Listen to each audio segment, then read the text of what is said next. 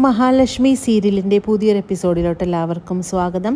അങ്ങനെ പ്രതാപനെ വീട്ടിൽ കൊണ്ടാക്കിയതിന് ശേഷം മുത്തശ്ശിയോടായിട്ട് സംസാരിക്കുകയാണ് വാമദേവൻ. അങ്ങനെ വാമദേവനായിട്ട് മുത്തശ്ശിയോട് പറയുന്നുണ്ട്, നിങ്ങൾ ഏതെങ്കിലും തരത്തിൽ അവൻ്റെ വായിൽ നിന്നും ഞാനാണ് അവന് വിശ്വനാഥനെ കൊല്ലാൻ കൊട്ടേഷൻ കൊടുത്തതെന്ന് അറിയിച്ചാൽ സത്യമായിട്ടും ഞാൻ നിങ്ങളാണ് മോഹിനിയുടെ അമ്മയെ കൊന്നെന്നുള്ള കാര്യവും ഞാൻ എല്ലാവരോടായിട്ട് പറയും. അങ്ങനെ നിങ്ങളെ രക്ഷപ്പെടാൻ ഞാൻ സമ്മതിക്കില്ല എന്നെല്ലാം വാമദേവൻ പറയുന്നത് കേട്ട് മുത്തശ്ശി ആണെങ്കിൽ ആകെ ഞെട്ടിത്തരിക്കുന്നു. പിന്നീട് എന്നെ തുറന്നു വിടുന്നു പറഞ്ഞുകൊണ്ട് കരയുന്ന പ്രതാപനെയാണ് കാണിക്കുന്നത്. പ്രതാപൻ കരയുന്നത് കേട്ട് മുത്തശ്ശിയാണെങ്കിൽ ദേഷ്യപ്പെട്ടുകൊണ്ട് തന്നെ പ്രതാപൻ്റെ അടുത്തോട്ട് ചെല്ലുന്നു. നിന്നെ ഞാൻ കൊല്ലും, നീ മര്യാദക്കിരുന്നില്ലേ, നിന്നെ ഞാൻ ഇനി വിഷം കൊടുത്ത് കൊല്ലുമെന്നെല്ലാം പറഞ്ഞുകൊണ്ട് പ്രതാപനെ ഭീഷണിപ്പെടുത്തുമ്പോൾ പ്രതാപൻ പറയുന്നുണ്ട്, അതാണ് ഏറ്റവും നല്ലത്, എന്നെ അങ്ങോട്ട് കൊല്ലേ, എനിക്കെൻ്റെ വിശ്വനാഥൻ്റെ കൂടെ പോകണമെന്നെല്ലാം പറഞ്ഞുകൊണ്ട് പ്രതാപനാണെങ്കിൽ കരയുന്നു. അപ്പോഴേക്കും പ്രതാപൻ പറയുന്നുണ്ട്, അവിടെ ഇരിക്കുന്ന വാമദേവനാണ് എനിക്ക് കൊട്ടേഷൻ തന്നത് വിശ്വനാഥനെ കൊല്ലാനായിട്ട്, അതുകൊണ്ട് അവനെ വെറുതെ വിടരുത്, എന്നെ തുറന്നു വിട്, അവനെ എനിക്ക് ശരിയാക്കണം എന്നെല്ലാം പറഞ്ഞുകൊണ്ട് വളരെ ദേഷ്യപ്പെട്ടുകൊണ്ട് തന്നെ പ്രതാപനാണെങ്കിൽ മുറിയിൽ നിന്നും കരയാണ്. ഇവനെ എത്രയും പെട്ടെന്ന് ഒരു പ്രാന്താലയത്തിൽ കൊണ്ടേ ആക്കണം, അല്ലെങ്കിൽ ഇതൊന്നുമല്ല ഇവൻ്റെ വട്ട് മുഴുവട്ടായിട്ട് തീർന്നുകൊണ്ടിരിക്കുകയാണ്.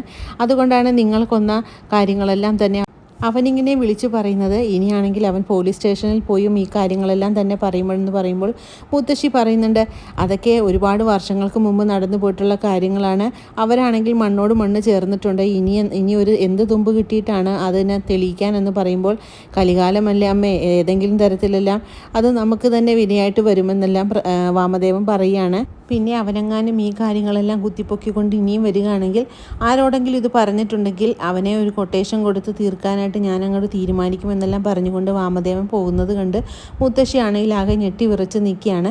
അതിനുശേഷം പ്രതാപൻ്റെ മുറിയിലോട്ട് വരുന്ന മുത്തശ്ശിയാണെങ്കിൽ വാമദേവൻ കൊട്ടേഷൻ കൊടുക്കാൻ പോകുന്ന കാര്യങ്ങളെല്ലാം തന്നെ പറയുമ്പോൾ പ്രതാപൻ ഇത് കേൾക്കുമ്പോൾ സമാധാനമാകുന്നുണ്ട്. അങ്ങനെയെങ്കിലും ഞാനൊന്ന് മരിച്ചു കിട്ടുമല്ലോ എന്നെല്ലാം പ്രതാപൻ പറയുകയാണ് മുത്തശ്ശിയോട്.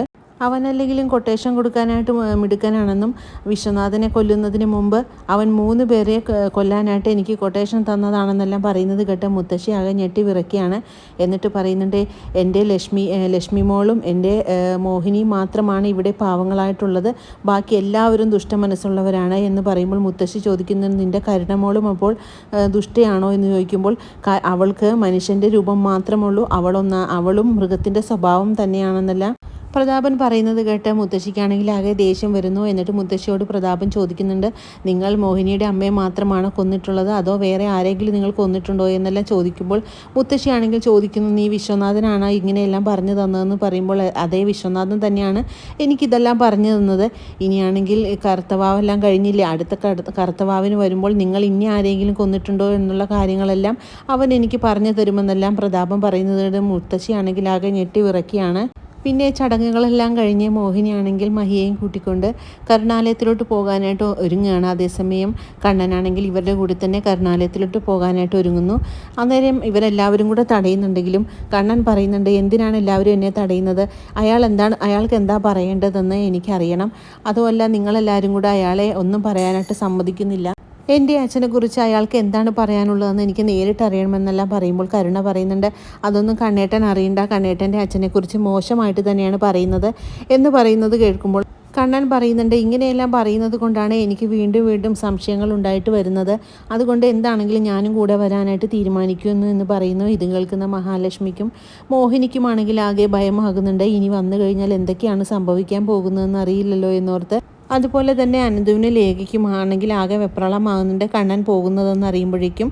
പിന്നീട് കരുണയാണെങ്കിൽ വാമദേവൻ്റെ അടുത്ത് ചെന്നിട്ട് പറയുന്നുണ്ട്, കണ്ണേട്ടനാണെങ്കിൽ കരുണാലയത്തോട്ട് വരാനായിട്ട് ഇറങ്ങുകയാണ്, ഇനി എന്തൊക്കെയാണോ അവിടെ സംഭവിക്കാൻ പോകുന്നതെന്ന് എനിക്കറിയില്ല, ആകെ ഭയമാവുന്നു, അച്ഛനെല്ലാം തന്നെ വിളിച്ച് പറയും കണ്ണേട്ടനെ കണ്ടു കഴിഞ്ഞാലെന്നെല്ലാം പറഞ്ഞുകൊണ്ട് ആകെ ആദ്യം പിടിക്കുകയാണ് കരുണ.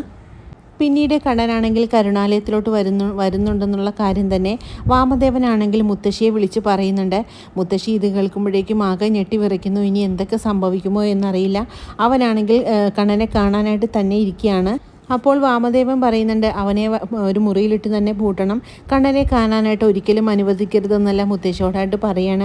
അതേസമയം മുത്തശ്ശി പറയുന്നുണ്ട്, അങ്ങനെ തന്നെ ഞാൻ ചെയ്യാൻ നോക്കാം, പിന്നെ എൻ്റെ കയ്യിൽ നിന്ന് ഇതെല്ലാം തെന്നി പോകുമോ എന്നുള്ള കാര്യമൊന്നും എനിക്കറിയില്ല, എന്തെങ്കിലും എൻ്റെ പരമാവധി ഞാൻ ശ്രമിക്കാമെന്നല്ല മുത്തശ്ശി പറയുകയാണ്. കണ്ണൻ വരുന്ന കാര്യം അറിയുന്ന പ്രതാപനാണെങ്കിൽ ആകെ സന്തോഷത്തിലാണ്. കാരണം കണ്ണൻ വന്നു കഴിഞ്ഞാൽ എല്ലാം തന്നെ കണ്ണനോടായിട്ട് തുറന്നു പറയണം, എല്ലാവരുടെയും മുന്നിൽ വെച്ച് തന്നെ അത് പറയണം. എൻ്റെ ഭാരം ഒന്ന് കണ്ണൻ്റെ മുന്നിൽ ഇറക്കി വെക്കണമെന്ന് തന്നെ പ്രതാപൻ തീരുമാനിക്കുകയാണ്. അങ്ങനെ വളരെ ത്രില്ലിംഗ് ആയിട്ടുള്ള ഒരു എപ്പിസോഡുകളാണ് ഇനി വരാനിരിക്കുന്നത്. ഈ റിവ്യൂ ഇഷ്ടമാകുകയാണെങ്കിൽ ലൈക്കും ഷെയറും സബ്സ്ക്രൈബും ചെയ്ത് സപ്പോർട്ട് ചെയ്യണേ. പുതിയൊരു എപ്പിസോഡിനായിട്ട് നമുക്ക് കാത്തിരിക്കാം.